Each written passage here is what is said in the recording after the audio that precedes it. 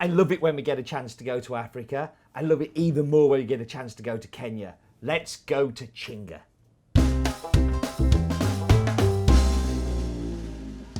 So this week's coffee comes from Kenya, from the Chinga washing station, which is based in the Nyeri region of Kenya.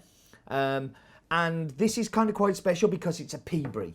And what is a Peaberry? Well, in the cherry, this is a cherry. Can you tell it's a cherry? It's a cherry. Shouldn't be see-through though. You end up with two kind of, what can you call them? They're kind of like prongs that come down that fire to cause the seed. So they will fire, and as the seed grows, the two seeds will push against each other, and that's what gives you the flat edge of the coffee bean. So they'll push together, form together, and you end up with two seeds. You'll pulp the cherry, take the two seeds out, and then you'll use them. But what happens occasionally is one of the prongs doesn't fire.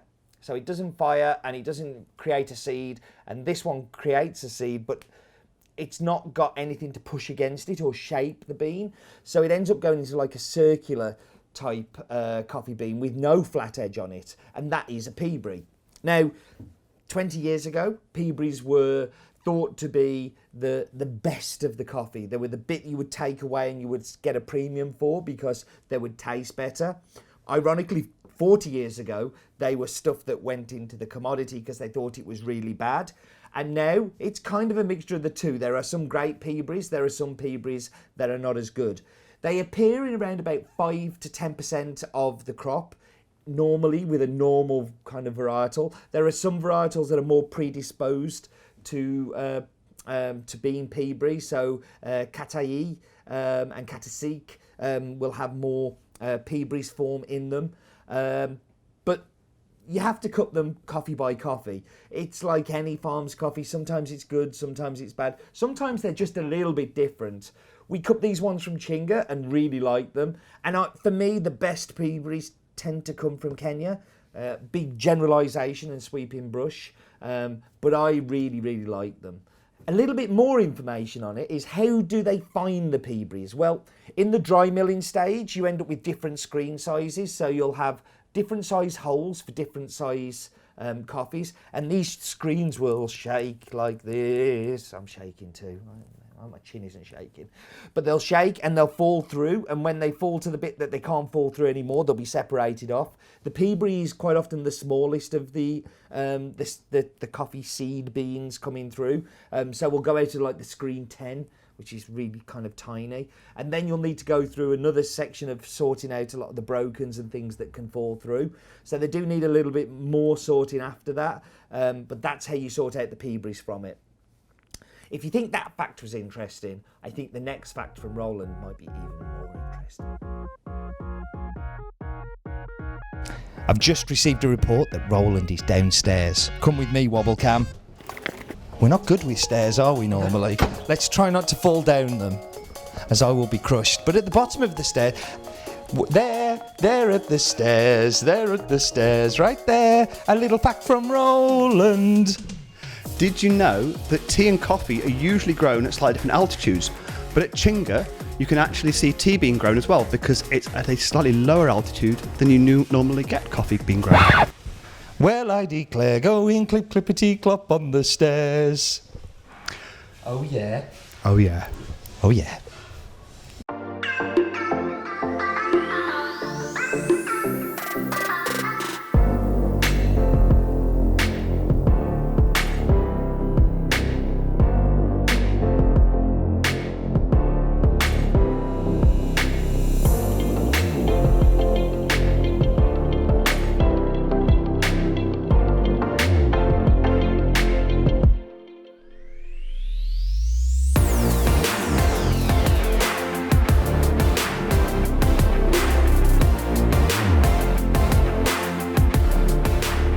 So the Instagram competition that has absolutely no prizes whatsoever apart from pride and joy and a mention on in my mug. This week is brought to you by Snail Brews Coffee that took a picture of their In My Mug El Libano. Thank you very much for doing that. Your prize will not be winging its way to you at all, as I'm about to give you love through the camera.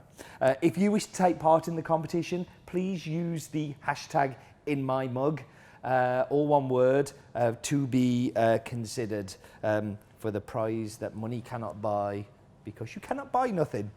We're going to brew the coffee. I've brewed a Chemex of it. I'm very excited to try it. But before that, I'm just going to show you here these two beans. We have a double A and we have the Peaberry. You can see the flat edge on the side of this one, and you can see that this one is much rounder and pea-like. So that is the physical differences of a Peaberry. Let's taste the coffee versions of it. So let's dive in. The mug this week is my prescription, coffee pick-me-up remedy. Take several times daily to temporarily ward off drowsiness. Doesn't seem to work, I'm drowsy most of the time.